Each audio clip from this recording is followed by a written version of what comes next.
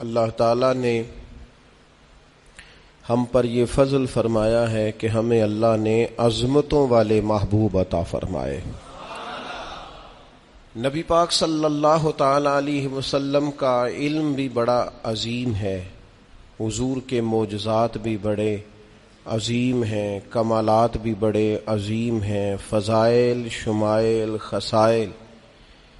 حضور کو اللہ تعالیٰ نے جس زاویے جس سمت سے عطا فرمایا ہے تو عظیم ہی بنایا ہے، لیکن قرآن مجید میں ارشاد فرمایا کہ وَإِنَّكَ لَعَلَىٰ خُلُقٍ عَظِيمٍ، محبوب بے شک آپ کے اخلاق بھی بڑے ہی عظیم ہیں، آپ عظیم خلق پر ہیں، عظیم اخلاق کے مالک ہیں۔ ایک ہوتی ہے خلق، ایک ہوتا ہے خلق۔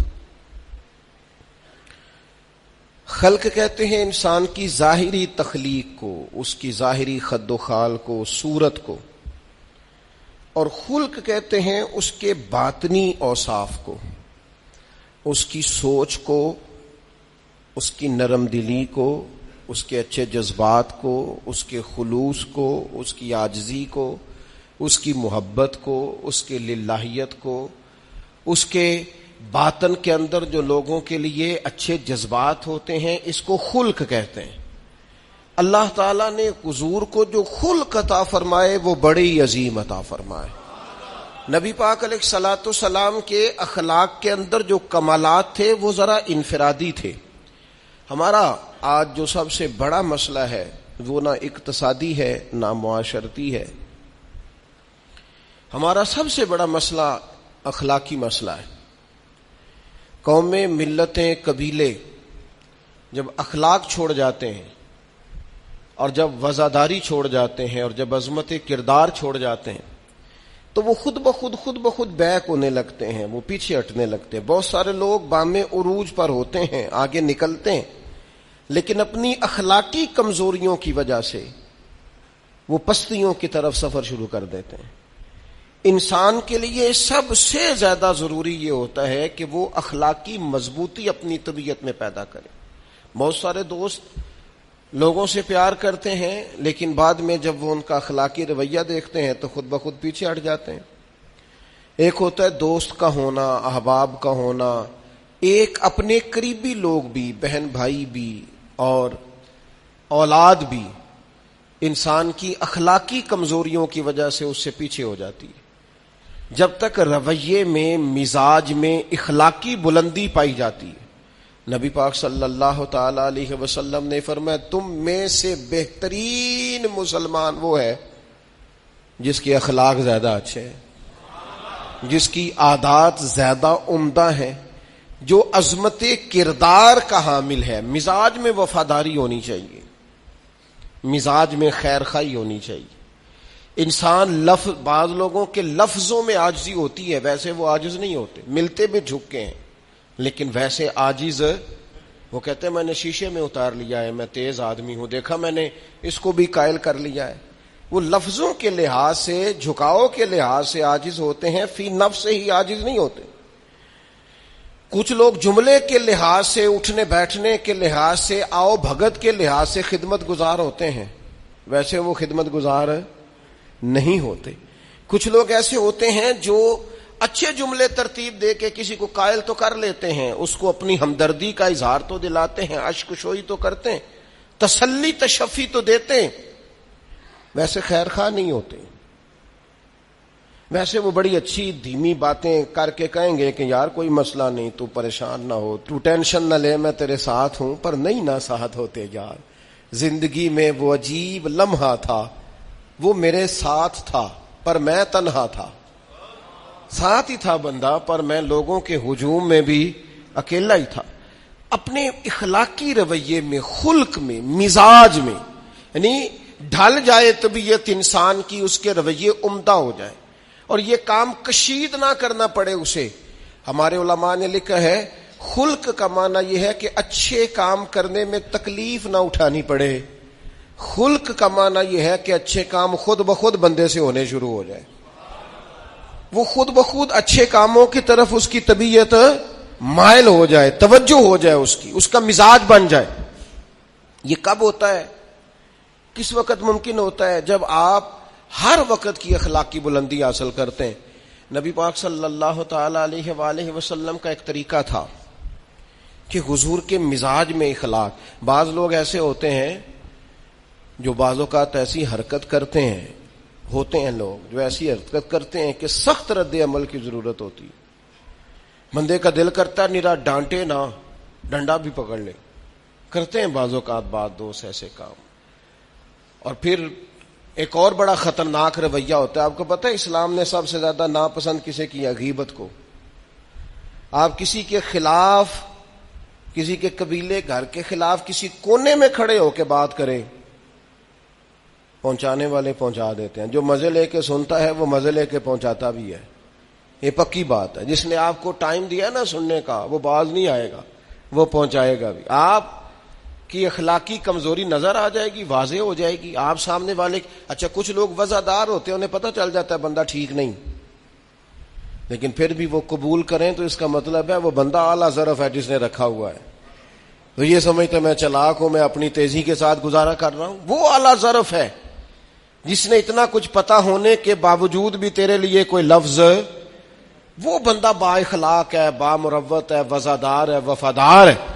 تو میرے عزیز، نبی پاک علیہ الصلوۃ والسلام نے ان اخلاق کی طرف ہماری توجہ دلائی ہے جن میں لوگ بچتے نہیں کہ یہ کام میں نے نہیں کرنا، مجھے کیا لگے، میرا کیا لینا دینا. مثلا ایک تاجر تھا حضور کے زمانہ نور میں، وہ پھلوں کی تجارت کرتا تھا، مشکات شریف میں موجود ہے. کسی وجہ سے اسے نقصان ہو گیا. تو انسان جب تجارتیں کرتا ہے، زندگی گزارتا ہے، تو جہاں اسے نفع ملتے ہیں وہاں کہیں کہیں اسے خسارے بھی ملتے ہیں. تو الگ بات ہے کہ ہم صرف نفعوں کے قائل ہوتے ہیں، خساروں کے قائل ہی نہیں ہوتے. وہ تاجر تھے، پھلوں کے تاجر تھے، بڑی اچھی تجارت کرتے تھے، کسی وجہ سے نقصان ہو گیا. اب وہ حضور کی بارگاہ میں آئے. ہمارے ہاں یہ ہوتا ہے کہ لوگ کہتے ہیں میرا کیا لینا دینا، بلکہ اگر کوئی بندہ اس طرح کا مسئلہ حل بھی کرا رہا ہو تو کہنے حضرت صاحب تو آڈا نہیں ہے کام. اس تاجر نے اس بارگاہ میں آ کے کہا جہاں جو آ جاتا ہے ہمیشہ بامراد ہی جایا کرتا ہے. یا رسول اللہ صلی اللہ تعالی علیہ وسلم، میں پریشان ہو گیا ہوں. اور پہلے جب آدمی مالدار ہوتا ہے تو دائیں بائیں رش بھی ہوتا ہے، اور جب اس طرح کے حالات ہو جائیں تو وہ جو بڑے قریبی ہوتے ہیں وہ بھی کئی دفعہ ساتھ چھوڑ جاتے ہیں. ساری عمر ہی آٹا گد ہے تے لکھاں کیتے پیڑے، اب وقت آیا ہی تے محمد بخشا کوئی نہیں ہو بیٹھا نیڑے. لوگ نکل جاتے ہیں، کمزور پڑ گیا بندہ بیچارہ. حضور کی بارگاہ میں عرض گزار ہوا، یا رسول اللہ تکلیف میں ہوں. تاجر تھا، پھلوں کی تجارت کرتا تھا اور مشکات میں موجود. نبی پاک علیہ السلام نے دعا بھی فرمائی، کرم نوازی بھی فرمائی، رحمت بھی فرمائی، عطائیں بھی فرمائی. لیکن حضور نے نا صحابہ سے فرمایا سارے مل کے اپنے بھائی کی مدد کرو. تھوڑے پیسے کسی نے دیے، تھوڑے کسی نے دیے، تھوڑے کسی نے دیے، مل کے. اور ایسے لوگوں سے جو لوگ بڑے اس کام کے لیے ہر وقت ذہنی طور پر تیار رہتے تھے، ان لوگوں سے کہا اس کے ساتھ چلو. لیکن اس کا قرضہ ابھی بھی جتنا چڑھ گیا تھا اتنے پیسے جمع نہیں ہوئے تھے. اللہ کرے میں آپ کو سمجھاؤں، یہ بھی اخلاقی بلندی والا کام ہے کہ کسی شخص کی کمزوری میں اسے اٹھانا، گرتے ہوئے کو سنبھالنا، پھسلنے والے کو سہارا دینا، بکھرنے والے کو بکھرنے سے بچا لینا، ٹوٹنے والے کو ٹوٹنے سے بچا لینا، پریشان ہو جانے والے کو سمیٹ لینا. اللہ کے پیارے رسول صلی اللہ تعالی علیہ وسلم نے فرمایا اپنے بھائی کی مدد کرو. لوگوں نے مدد کی، لیکن اس حد تک اس کے پاس پیسے نہ ہوئے جتنا اس کا قرضہ تھا. اب حضور نے ان لوگوں کو بلایا جن کے اس نے پیسے دینے تھے، اور پیسے دینے والوں سے کہا کہ اس کے پاس اتنے ہیں، اتنے لے لو، اور چلو تم بھی کچھ نیکی کرو، کچھ لے لو کچھ چھوڑ دو. یہ کون کرا رہا ہے؟ رحمت للعالمین نبی. اور ہمارا جب کوئی بندہ اس طرح الجھ جاتا ہے پھر تو وہ ساڑا لگتا ہی کچھ نہیں نا. اتنے دنوں تک نہ رشتہ داری ہوتی ہے، نہ دوستی ہوتی ہے، نہ تعلق. وہ تیری آنکھ ہو یا سنگ ملامت کی چبھن، کون پہنچا ہے میرے درد کی گہرائی تک. دور شہرت میں تو یاروں نے کیا یاد بہت، پر ساتھ آیا نہ کوئی کوچہ رسوائی تک. جب حالات خراب ہوتے ہیں تو سب سے پہلا کام یہ ہوتا ہے میرا تعلق کوئی نہیں. اور جب ٹھیک ہوتے ہیں تو پھر بڑی لمبی رشتہ داری نکلتی ہے، او ہو کہتے ہیں وہ بڑی دور کے میرے قریبی تعلقات ہیں، وہ بڑا دور کا رشتہ ہے اور میرا بڑا قریبی لین دین ہے. تو بڑی عمدگی سے لوگ بڑی دور شہرت میں تو یاروں نے کیا یاد بہت، پر ساتھ آیا نہ کوئی کوچائے رسوائی تک. جو عرض کرنے جا رہا ہوں اس پر آپ نے زیادہ غور کرنی ہے کہ اگر کوئی آدمی گر رہا ہو تو گرتی دیوار کو دھکا نہیں دینا، اسے سنبھالنا ہے. اس شخص کو وہ یار حالات ہو جاتے ہیں اوپر نیچے، انسان کمزور پڑ جاتے ہیں. راہ چلتے چلتے کئی دفعہ گاڑی کا صرف پیٹرول ہی ختم نہیں ہوتا، جو مفت میں پانی ملتا ہے کئی جگہوں پہ وہ بھی ختم ہو جاتا ہے، اور قریب قریب اس کی بھی کوئی شناخت نہیں ہوتی. کئی دفعہ صرف اور صرف پیٹرول کا مسئلہ ہی نہیں ہوتا، وہ جو 20 روپے میں ہوا ٹائر میں بھری جاتی ہے کئی جگہوں پہ وہ بھی نہیں ملتی. تو تسلی کے لیے اخلاقی رویہ یہ ہونا چاہیے کہ اگر کوئی بندہ کہیں کمزور پڑ رہا ہے، گر رہا ہے، تو اس کی اس کمزوری پر اسے تھاما جائے، اس کی حوصلہ افزائی کی جائے، تسلی دی جائے. لیکن ہمارا یہ ماحول نہیں ہوتا. میں اکثر کہتا ہوں دوستوں سے کہ جو آدمی اپنے گھر کی تیسری منزل شروع کرتا ہے نا، تیسرا لینٹر ڈالتا ہے، اسے سارے جا کے بھائی آپ کو کم ہو جاتے دسی، بھائی ہونے کیوں دسنا ہے، مالدار آدمی ہے تیسرا لینٹر ڈال رہا ہے.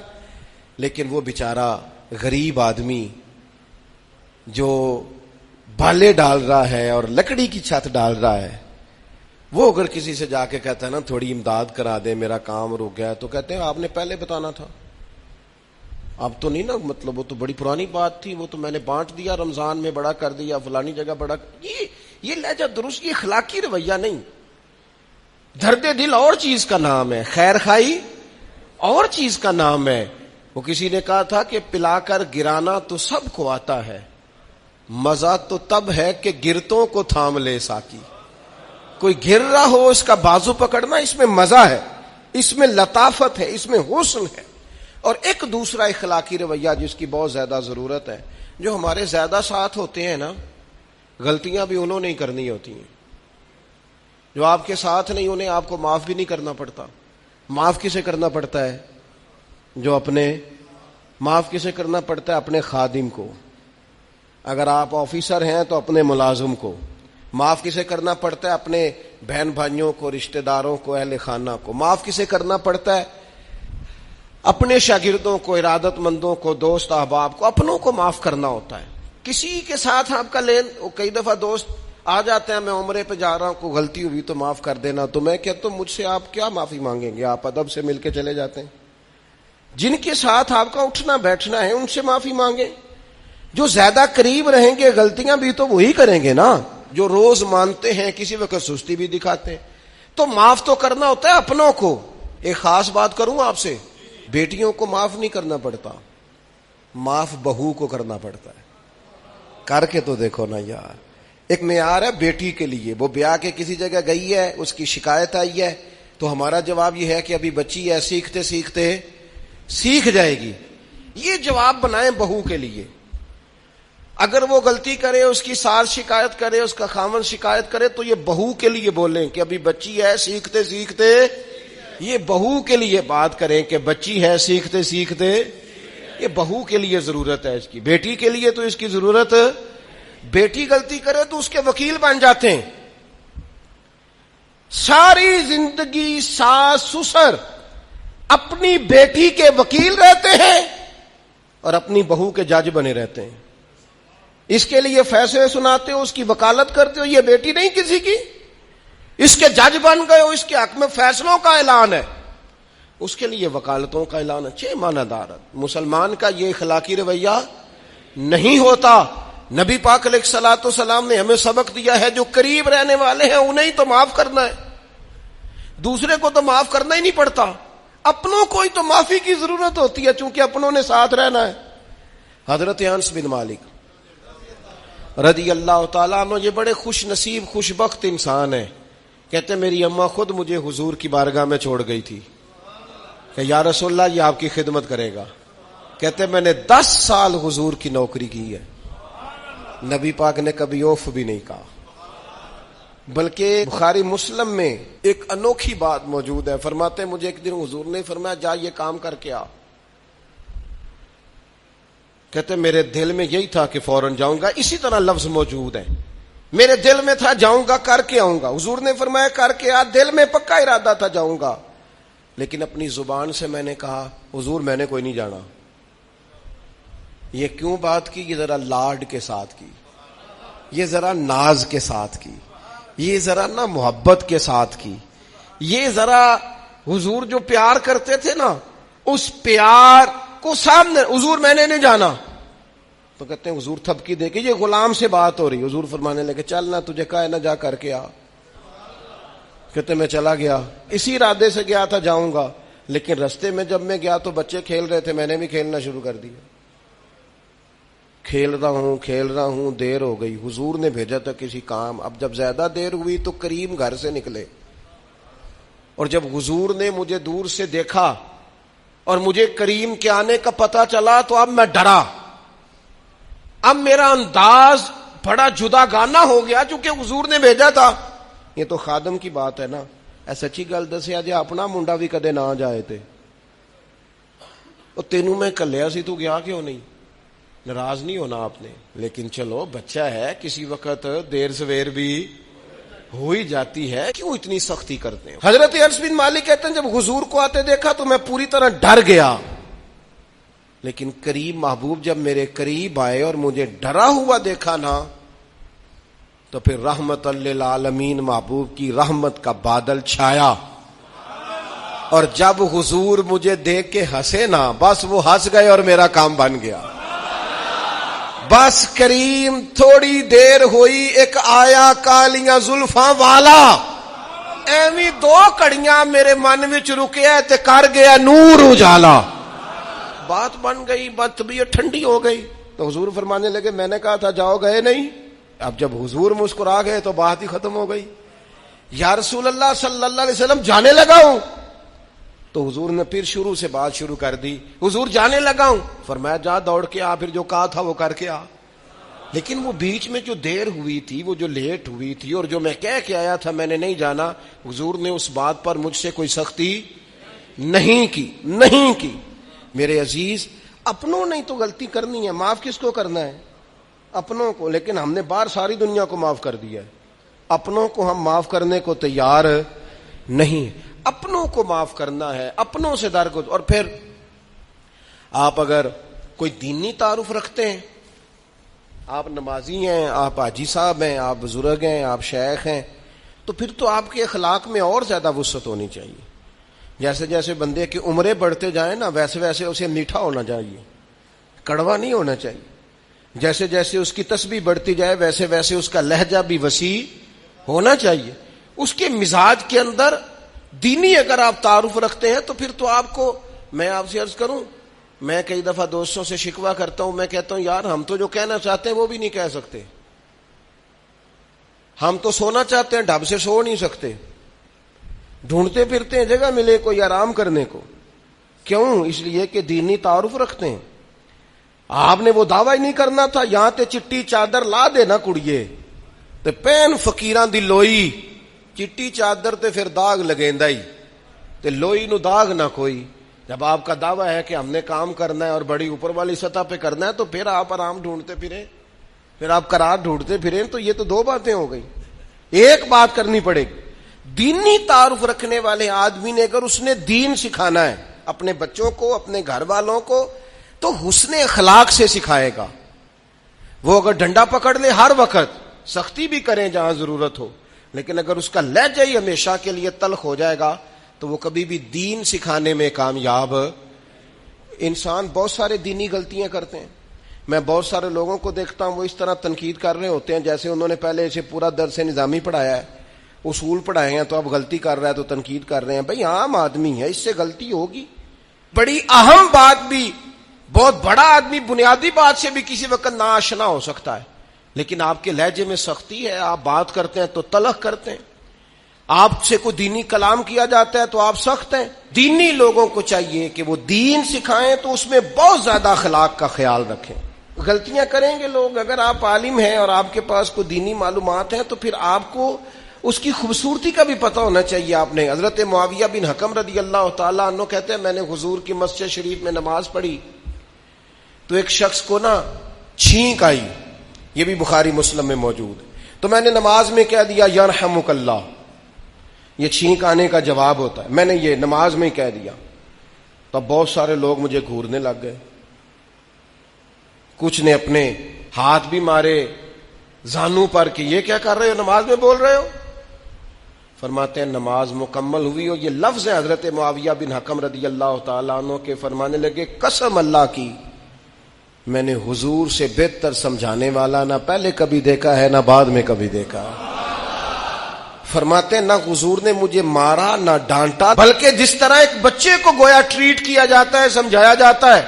حضور فرمانے لگے اللہ کے بندے نماز میں کوئی اور بات نہیں کرنی چاہیے, صرف اللہ کی تسبیح پڑھنی چاہیے, اس کے اسماء کا ذکر کرنا چاہیے یا قرآن پاک پڑھنا چاہیے. نماز میں کوئی اور کلام کرنے کی اجازت نہیں ہے. ہمارے ہاں لوگ دینی مسئلہ سمجھاتے ہیں تو اتنا ان کے مزاج میں تلخی ہوتی ہے بعض اوقات, اللہ ماشاءاللہ. کچھ لوگوں کی طبیعت اتنی کرخت ہوتی ہے, بچہ نماز پڑھ رہا ہے اور حاجی صاحب اس کے ساتھ کھڑے نماز پڑھ رہے ہیں, لیکن وہ اس کو کھڑا کر رہے ہیں تو یوں کندھے سے ہلا کے, تینوں آج تک نہیں پتا نماز ہے کہ یہ آپ دین سکھا رہے ہیں. یہ اخلاقی رویہ دین سکھانے کا, یہ لب و لہجہ دین سکھانے کا. قطعاً ایسا کوئی کام نہ کریں. میں تو یہ مدارس کے اساتذہ سے بھی کہتا رہتا ہوں, میں کہتا ہوں نبی پاک نے کبھی کسی کو نہیں مارا. آپ بچوں کو ڈانٹیں, کریں کچھ, لیکن وہ رویہ آپ اختیار نہ کریں جس کی دین اجازت نہیں دیتا. تو اخلاقیات میں ان چیزوں کا ضرور خیال کریں. ایک روایت اور عرض کر دوں آپ کو. حضرت جابر ابن عبداللہ رضی اللہ تعالیٰ عنہ فرماتے ہیں میرے والد احد میں شہید ہو گئے تھے, میرے ذمے بہنوں کا بوجھ بھی تھا اور قرضہ بھی تھا. اللہ کے محبوب علیہ السلام نا مختلف طریقوں سے مختلف انداز میں میرے اوپر کرم نوازیاں فرماتے. نوازنے کا طریقہ, آپ نہ کسی کو نوازیں بہانے سے. میں نے بعض بزرگوں کو دیکھا ہے کسی بچے کو ادارے میں خانقاہ میں کمزور دیکھتے, وہ سریلا بھی نہیں ہے, اسے کہتے چل پتر نعت سنا, وہ نعت سنا رہا ہے تو اسے نذرانہ دے رہے ہیں, چل بیٹے تلاوت سنا, چل تقریر سنا, کسی بھی طریقے سے اس کو تسلی ہو رہی. اور اس طرح کا رویہ نہ اپنایا جائے کہ وہ مانگنے والا بن جائے. یہ اخلاقی بلندی ہوتی ہے آپ کی کہ آپ کسی شخص کو بہانوں سے نوازیں.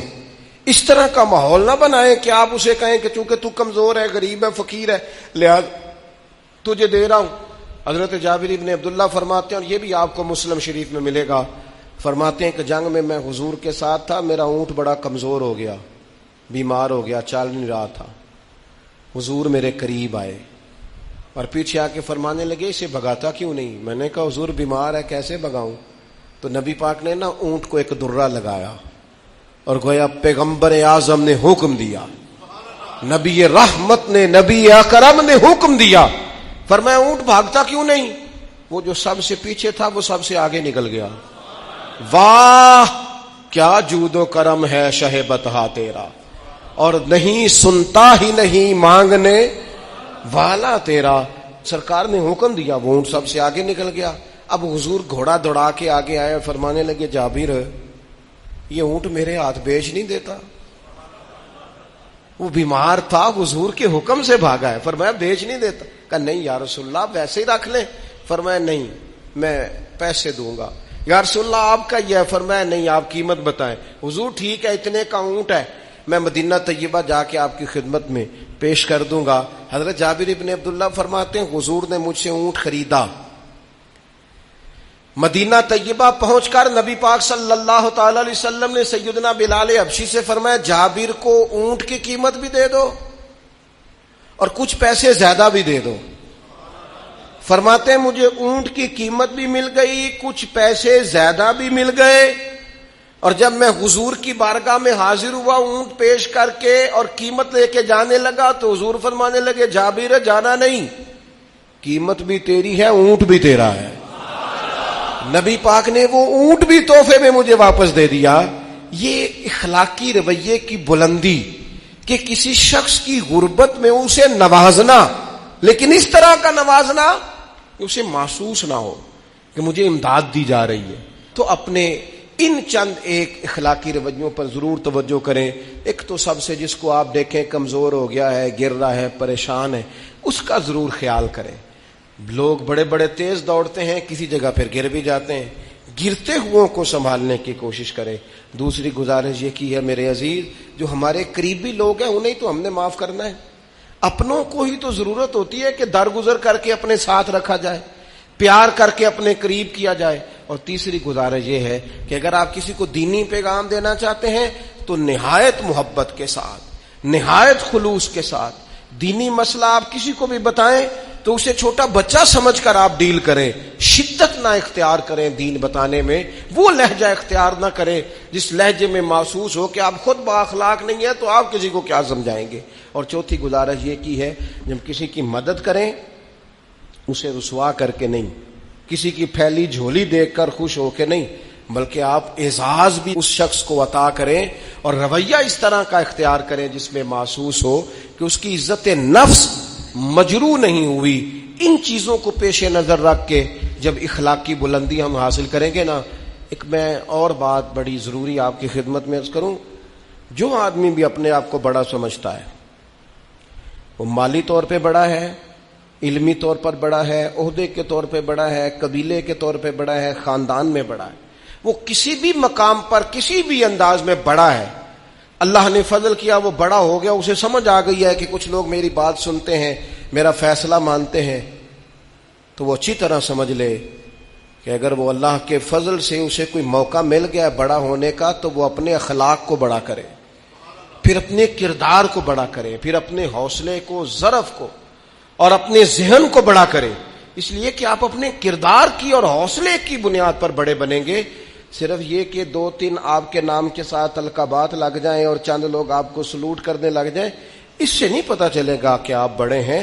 کردار و عمل سے خوشبو آئے گی تو پتہ چلے گا آپ کتنے بڑے ہیں. اللہ تعالی ہمیں سمجھنے کی توفیق عطا فرمائے.